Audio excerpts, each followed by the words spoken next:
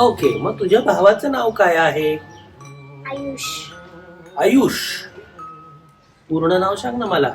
आयुष अनंत Kumar मालगत्ते. Okay. तो तुझ्यापेक्षा मोठा आहे का छोटा आहे? मोठा.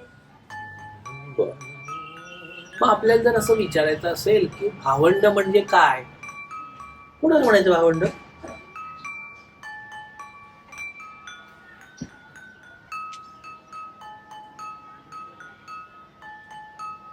मला भावंड म्हणता येईल का? म्हणजे मी तुझा भावंड आहे असं म्हणता येईल का? मला काय म्हणते तू? सर. ओके. मग भावंड कोणाला म्हणायचं?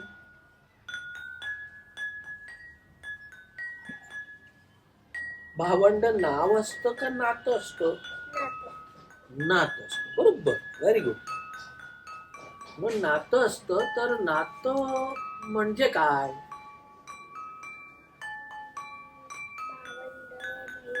हा, नातं म्हणजे हे.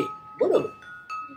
मग जर का आपण भावंड कशाला म्हणायचं असा प्रश्न असेल तर काय म्हणायचं नेमकं? आपल्या आत्याची मुलं, मामाची मुलं, काकाची मुलं यांना आपलं भावंड म्हणायचं. आणि आपल्याच आई वडिलांची जी आपली भावंड असतील, म्हणजे आपल्याच आई वडिलांची आपल्यासारखी जी मुलं असतील त्यांना आपण भावंड म्हणतो. जसा आयुष तुझा भाऊ आहे, मग खूप असतील तर त्यांना भावंड म्हणतात. ओके. ही माझी भावंड आहेत सगळी. ओके. तुझ्या भावाची एक चांगली गोष्ट सांग बरं मला. तो सर्वांशी चांगला वागतो. तो सर्वांशी चांगलं वागतो. चांगलं वागणं म्हणजे काय? म्हणजे चांगलं बोलणं, चांगलं वागणं.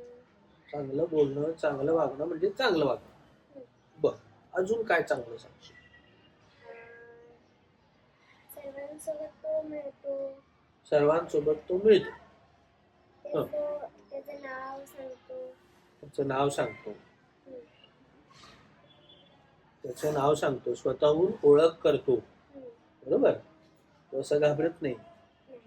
तो सगळ्यांशी जाऊन स्वतःहून बोलतो, सगळ्यांना प्रश्न विचारतो, सगळ्यांसोबत दोस्ती करतो, मैत्री करतो. ही त्याची चांगली गोष्ट आहे. खेळतो. ओके. मग हे तू नाही का करत? करते ना. हो. काय तू खोटं बोलाली ग? खरं बोलाली का खोटं बोलाली तू? खरं बोलाली. बरोबर आहे काही सोलापुरी भाषा? बरोबर बोललो मी? हं? का वेगळी असते काही? बरोबर बोललो. कसं बोलतात सोलापुरी? बोलून दाखव.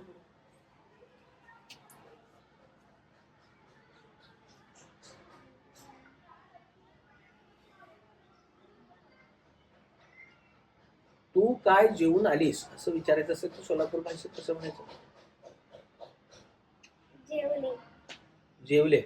नाही, तू काय जेवलीस? तुम्ही जेवलाव का? काय जेवलाव? कवा जेवलाव? एकटं जेवलाव का असं म्हणतात का नाही? हा. तू तुझ्या भावाला काय मदत करतेस? तो काय मला करूच देत नाही. हो, सगळी कामं तो करतो. मग फक्त मम्मीने सांगितलं. मम्मीनी सांगितलं. मम्मीचं नाव काय? नंदिनी अनंत कुमार मालगत्ते. नंदिनी अनंत कुमार मालगत्ते. तुझे बाबा काय करतात? ऑफिसमध्ये काम करतात. ऑफिसमध्ये काम करतात. त्यांचं ऑफिस मध्ये काय काम असतं? कधी विचारलं नाही. मग आज जाऊन विचारायचं की पप्पा तुम्ही काय काम करता ऑफिसमध्ये जाऊन? कुठल्या ऑफिसमध्ये जातात? महाराष्ट्र राज्य परिवहन मंडळ, एसटी, स्टेट ट्रान्सपोर्ट असा लॉंग फॉर्म आहे एसटीचा. माहिती का तुला? सांगितलं आज तुला. आता तू चांगल्या गोष्टी सांगितल्या भावाच्या. तुला काय काय त्रास होतो त्याचा ते पण सांगायचं. बर.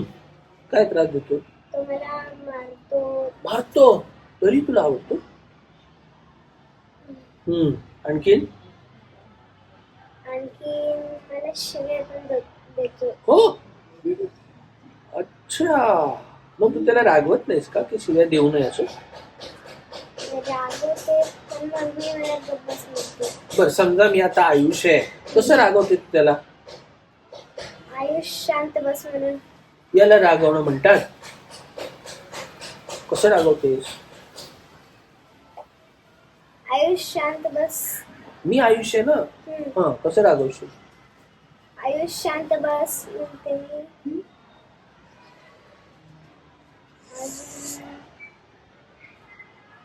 मम्मीला बोलवते मी. मम्मीला बोलवते. हा, आणि काय सांगते? की याने मला त्रास देतोय, शिव्या देतोय. यांनी मला त्रास देतोय, शिव्या देतोय असं सांगते. ओके. आणि पप्पाला सांगतेस का नाही? पप्पांना पण सांगते. पप्पा तर त्याला खूप मारतात. मारतात खूप? अरे बापरे. आणि तुला मारतात का नाही? मी पण जरा चूक केल्यावर मारते. म्हणजे चूक केली की मारायला पाहिजे काय? म्हणजे पहिला नीट समजून सांगते. म्हणजे पहिला नीट समजावून सांगायला पाहिजे, नाही ऐकला तर मग मारायला पाहिजे असं म्हणाली तू. पण मग तू जास्त मार खाते का तो जास्त मार खातो? आयुष. तू जास्त लाडकी का आयुष जास्त लाडकी? मम्मीचा आयुष, पप्पांची. मम्मीचा आयुष लाडका आहे आणि पप्पाची तू लाडकी आहे, अशी विभागणी करून घेतली आहे त्यांनी. असं आहे होय. पप्पाची का लाडकी आहे तू?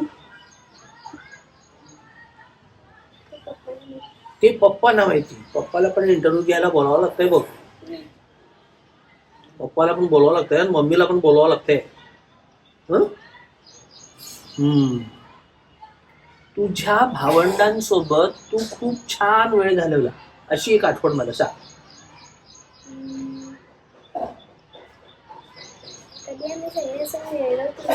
सगळे मिळले नाही पण लग्नामध्ये मिळत असाल ना. कधी मिळला होता लग्नामध्ये? एकदा आमच्या काकाचं लग्न होतं तेव्हा मिळलं होतं. काकाच्या लग्नात गेली होतीस तू? ओ हो हो. कुठल्या गावाला? गौरी बिदूर. म्हणजे कुठे आले ते? बँगलोरच्या जवळ आहे. बँगलोरच्या जवळ आहे का? कसे गेले होते तुम्ही? रेल्वे. ट्रेनने गेले होते का रेल्वेने गेले होते? ट्रेन. मला वाटतं आगगाडीने गेला. जुगजू गाडीने गेला होतात का?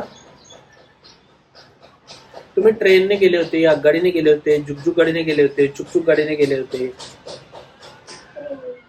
रेल्वे. या चौघांपैकी तुम्ही रेल्वेनेच गेले होते फक्त? अच्छा. पण मग रेल्वेला जर आपण जुगजुग गाडी म्हटलं, आगगाडी म्हटलं, ट्रेन म्हटलं तर सारखंच नाही का? आहे ना. मग काय काय केलं होतं प्रवासामध्ये? आम्ही नाचलो होतो मस्त. सगळे भावंड मिळून नाचला होता. फक्त आत्या, तिन्ही आत्या होते आणि 2 दीदी. म्हणजे तिन्ही आत्या होत्या आणि पप्पा होते, म्हणजे त्यांची भावंड होती का नाही ती? बरोबर. आणि तुझ्या आईला किती भावंड आहे? सख्खा तर एकच आहे. सख्खा एक आहे. म्हणजे सख्खा आणि वेगळं काय असते मग? सख्खा म्हणजे आईचा मुलगा. सख्खा म्हणजे आईचा मुलगा. म्हणजे एकाच आईची 2 मुलं असतील तर त्यांना सख्खा म्हणायचं.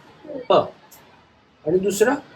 आत्याचा, मावशीचा आणि काकाचा, मामाचा हे ना चुलत मुलं.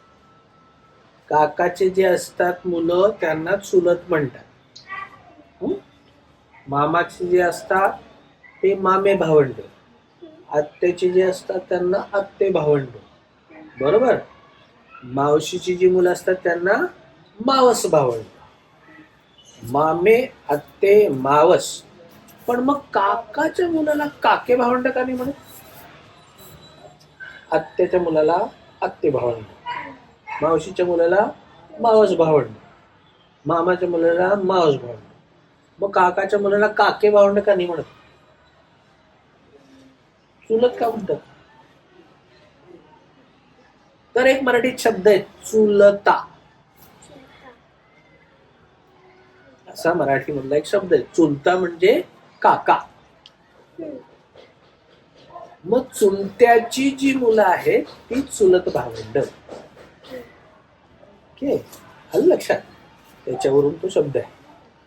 ओके, मग तेव्हा तुला लग्नामध्ये छान वाटलं होतं का? हो. कुठल्या गाण्यावर डान्स केला होता तू? डान्स नाही. मग गाणं म्हटलं होतंस का? नाही, रील बनवले होते का? रेल्वेमध्ये आम्ही बनवलं होतं. रेल्वेमध्ये रील बनवले होते. कसे कसे बनवले होते? डान्स करताना. कुठलं गाणं होतं ते? बँड बजावून. तू कुठे राहतेस? सोलापुरात राहतेस. हो. तू ज्या एरियात राहतेस, ज्या विभागात राहतेस त्याला काय म्हणतात? असं सोसायटीचं नाव असतं ना आपल्या कुठल्या तरी, आपल्या एरियाचं नाव असतं ना. अपार्टमेंटचं नाव माहिती आणि एरियाचं नाव? तू बस स्टँडच्या जवळ राहते का, रेल्वे स्टेशनच्या जवळ राहते का, विमानतळाच्या जवळ राहते का, जुळ्या सोलापूर राहते? बस स्टँड एरियात राहते. तुला या सगळ्या भावंडांपैकी कुठलं भावंड आवडतं?